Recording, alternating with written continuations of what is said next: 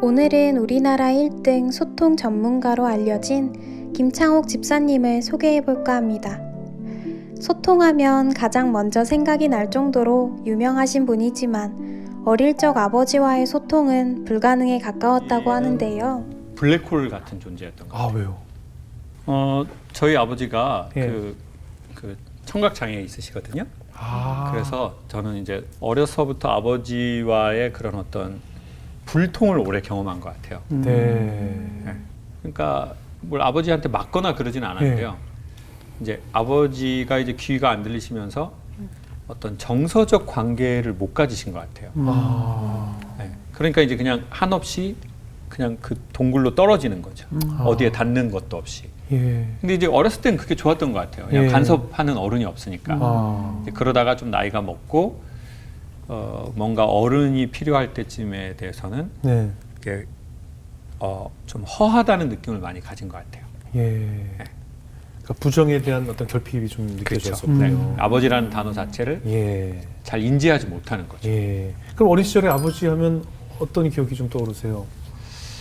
아버지 되게 이렇게 몸도 좋으시고 인물도 좋으셨는데 네. 그냥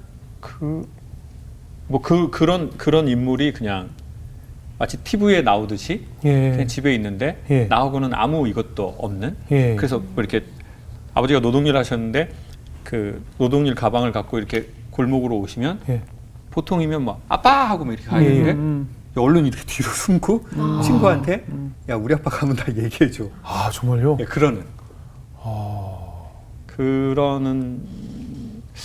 그랬던 것 같아요 아버지한테. 아버지가 뭐 노름도 좋아하시고 그러셨어요? 아버지 그림 하셨죠.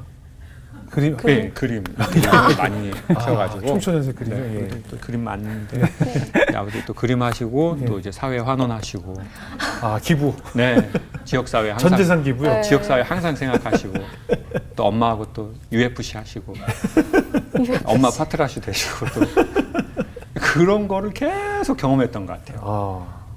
어머니께서도 불만이 많으셨겠네요. 왜냐하면 귀가 들려도 그 타짜라는 분들이 사람을 속여 먹는데 그렇죠. 지금 생각해보면 아버지가 귀가 안 들리는데 무슨 얘기를 해도 못 들을 그럼요. 쑥닥쑥닥해도. 그러니까 이제 엄청 사람들이 그렇게 했겠죠.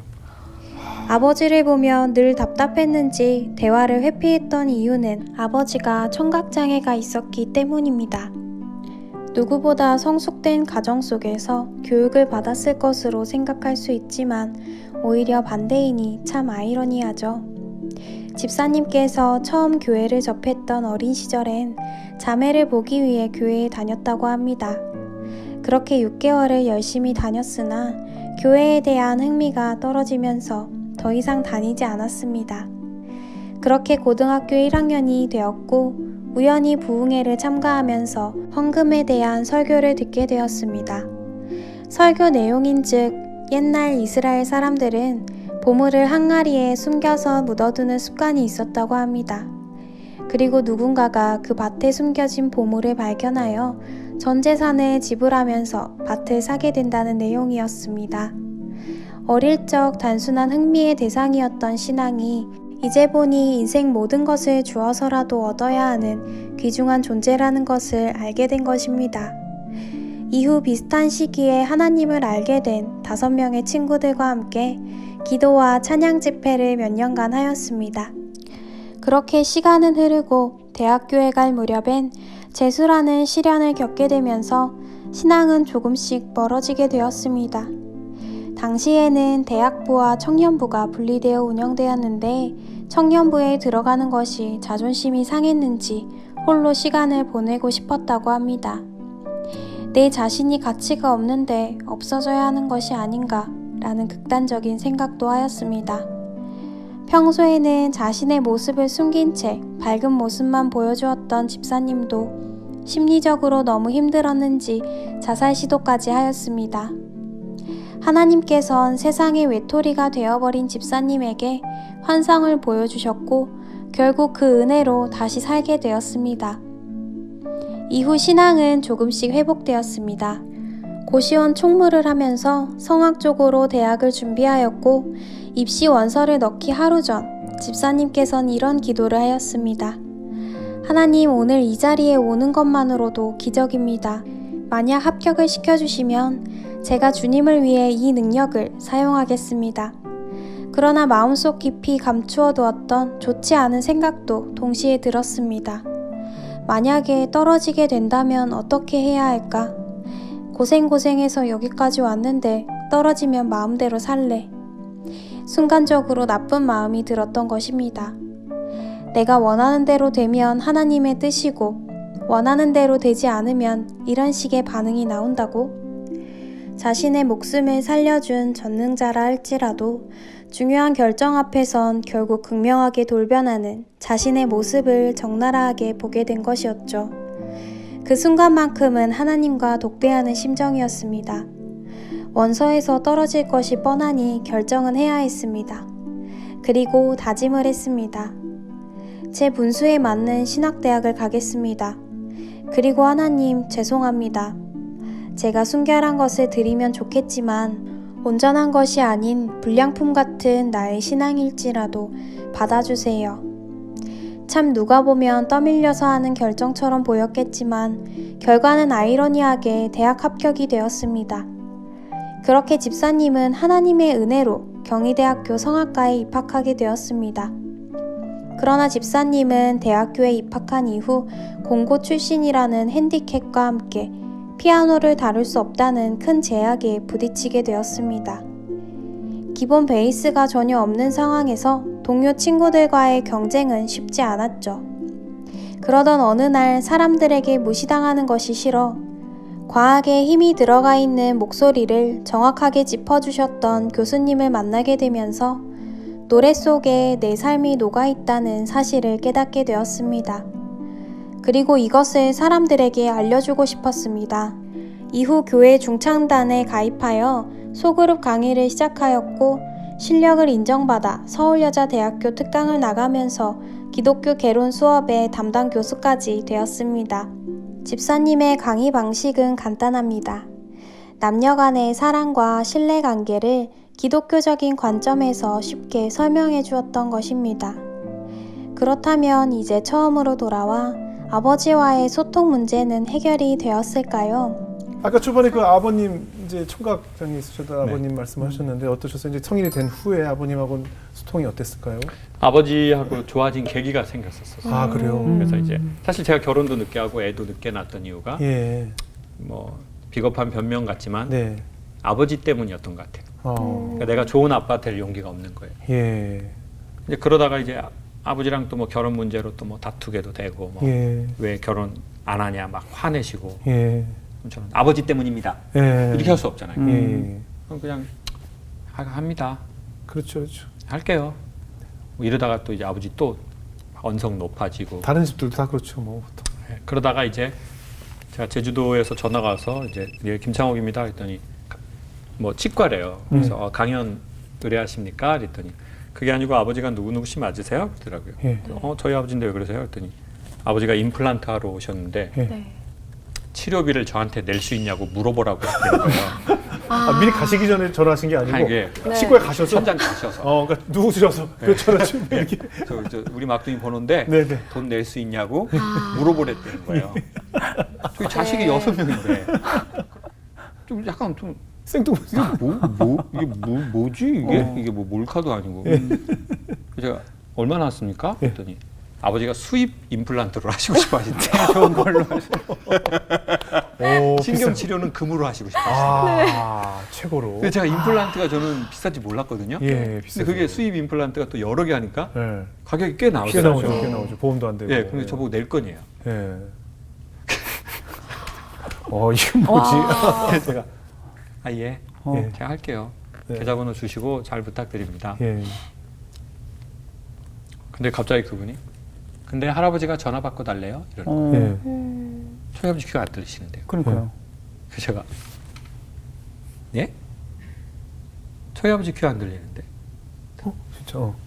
모르겠어요. 할아버지가 계속 전화를 받고 내는데 어떡하실 거예요? 막 이분도 막 짜증을 내시는 거예요. 아버지가 막 이렇게 뭐라 하니까 할아버지들이 그렇잖아요. 네. 제가 바꿔주세요.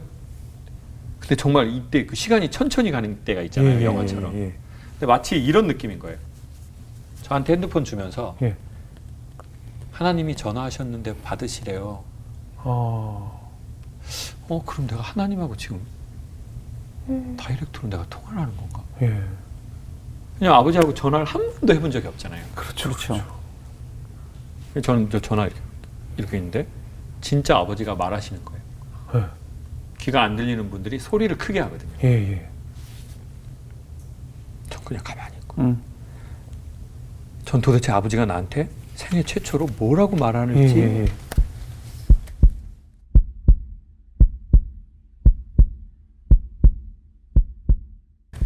막둥이냐! 아버지다! 미안하다. 근데 마치 하나님이 창욱이니? 나 하나님 아버지야.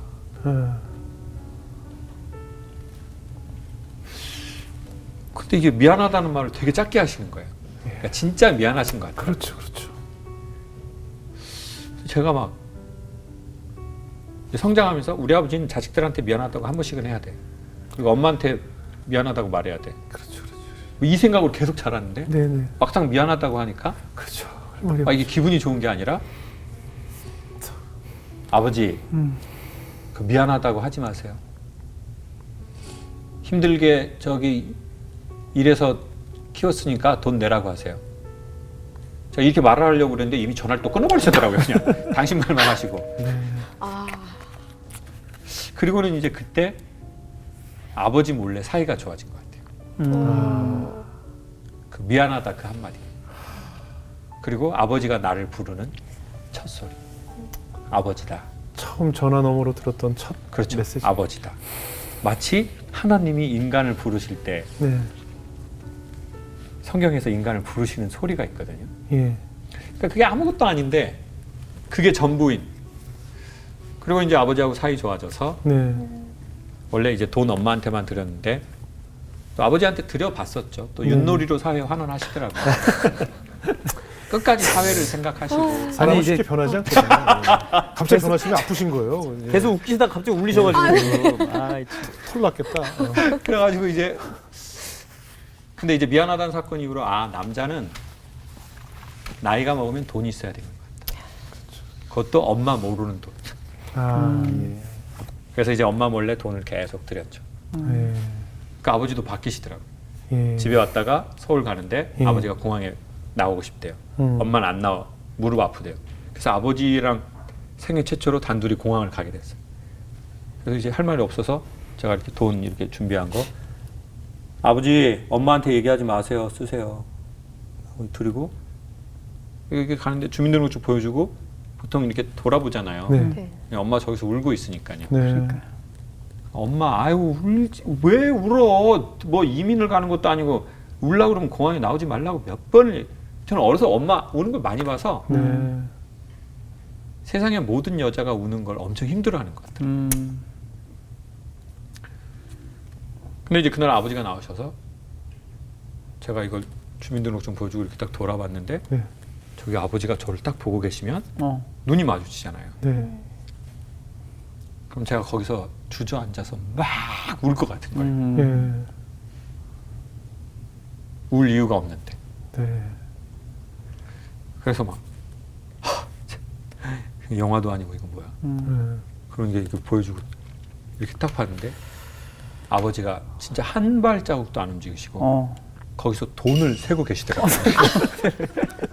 제가 신권 넣었는데 신권이 뭉쳐 있어가지고 안 넘어가니까 이게 잘 안 세지죠. 아버지가 이렇게 해가지고 찹찹찹찹찹 와 진짜 돈을 나 진짜 여기서 지금 막 나 터지려고 그랬는데 지금 저희 아버지는 실망시키지 않아요. 와. 그래가지고는 예. 돈 다시 쓰니까 예. 저는 이제 어이가 없어서 야 진짜 어이가 없으시구나. 근데 아버지가 돈 다시 쓰더니 저희 아버지 이제 평생 노동자로 살아서 이렇게 자켓을 안 입고 예. 보통 잠바 입고 다니시거든요. 예, 예. 가을 되면. 근데 거기다가 돈을 이렇게 딱 넣고 이렇게 가시더라고요. 그래서 제가 이렇게 보고 있는데 정말 연극의 한 장면처럼요. 공항에 수많은 전등이 다 꺼지고 핀 조명 하나가 아버지 등 뒤를 쫙 비추는 것처럼 보이더니 예. 두 가지가 보이는 거예요. 예. 왼쪽 어깨가 되게 내려앉아 있는 거예요. 예. 그리고 오른쪽 무릎을 이렇게 꺾어서 걸으시더라고요. 예. 엄청 몸이 좋으셨던 분인데 제가 아버지 뒷모습을 그날 처음 본 것 같아요. 아니 처음 보인 것 같아요. 그렇겠죠. 예. 그래서 그때 이제 누군가의 뒷모습이 보이면 사랑이 시작된 것 같다. 아. 그래서 앞모습 말고 뒷모습이 보이는 남자나 여자와 결혼하시는 게 좋을 것 같다. 그리고 어느 날 직원의 뒷모습이 보이면 진짜 리더가 되신 거고 아. 배우자의 뒷모습이 보이면 네. 동거하다가 부부가 되신 것 같다. 아. 그리고 또 이제 아버지하고 사이가 또 좋아지고 예. 그래서 집에 가서 원래 엄마하고만 앉거든요. 예.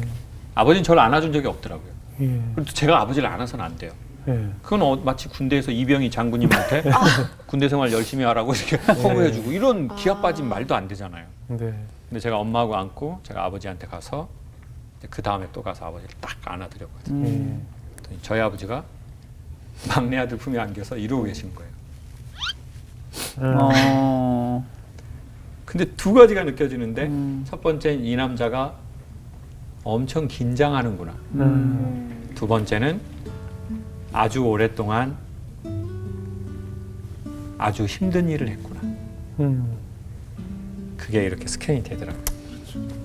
그렇다면 집사님은 하나님과의 소통은 어떻게 하고 계실까요? 집사님은 통성 기도를 오랫동안 하는 습관이 있었습니다. 그러나 열심히 부르짖은 다음 주님의 음성은 듣지 못하는 자신을 돌아보게 되었습니다. 고요한 시간 속에 주님과 솔직한 대화를 나누어야 한다는 사실을 깨닫게 된 것이죠. 세상과 소통하며 직간접적으로 하나님을 전하시는 집사님을 응원합니다.